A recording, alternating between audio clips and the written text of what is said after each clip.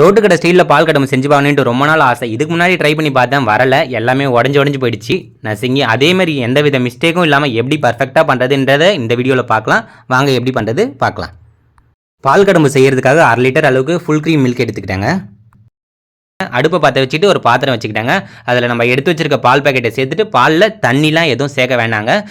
பால் நல்லா கொதிச்சு வந்துக்கிட்டதுக்கப்புறம் அடுப்பை மீடியமான ஃப்ளேமில் வச்சுக்கிட்டு நான் 10 ரூபா பால் பவுட்ரு ஒரு பேக்கெட் அளவுக்கு எடுத்துருக்கேங்க. பால் பவுட்ரு நல்லா கரைஞ்சி வர அளவுக்கு நல்லா மிக்ஸ் பண்ணி எடுத்துங்க. நம்ம சூட்டோடு இருக்கும்போதே நல்லா மிக்ஸ் பண்ணி எடுத்துட்டோம்னா பால் பவுட்ரு உடனே கரைஞ்சி வந்துடுங்க. பால் பவுட்ரு நல்லா கரைஞ்சதுக்கப்புறம் எந்த அளவுக்கு சக்கரை தேவையோ அந்த அளவுக்கு சக்கரை எடுத்துக்கோங்க. நான் சக்கரை எனக்கு தேவையான அளவுக்கு எடுத்துகிட்டு சக்கரை நல்லா கரைஞ்சி வர அளவுக்கு நம்ம கைவிடாமல் சூட்டோடு இருக்கும்போதே நல்லா மிக்ஸ் பண்ணி எடுத்துட்டோன்னா உடனே கரைஞ்சி வந்துடுங்க. அவ்வளோதாங்க. சக்கரை நல்லா கரைஞ்சதுக்கப்புறம் 1/2 லிட்டர் அளவுக்கு பாலுக்கு கரெக்டான அளவுனா 5 கிராம் கடல் பாசி தாங்க.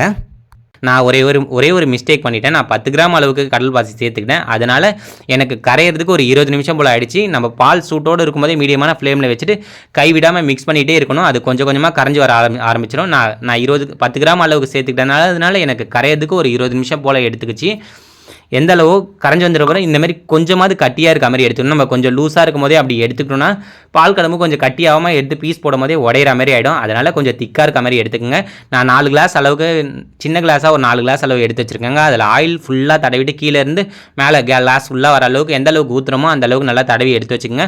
இந்த மாதிரி கிளாஸாக இருந்தாலும் ஓகே, எதனா ஒரு சின்ன பாத்திரமாக இருந்தாலும் அதில் சேர்த்துக்கிட்டா ஈக்குவலாக வர அளவுக்கு ஒரு பாத்திரமா இருந்துச்சுன்னா அதில் சேர்த்து எடுத்து ஃப்ரிட்ஜில் செட் பண்ணி நான் கரெக்டாக ஃப்ரிட்ஜில் ஒரு 1 மணி நேரம் போல் வச்சு எடுத்துட்டேங்க.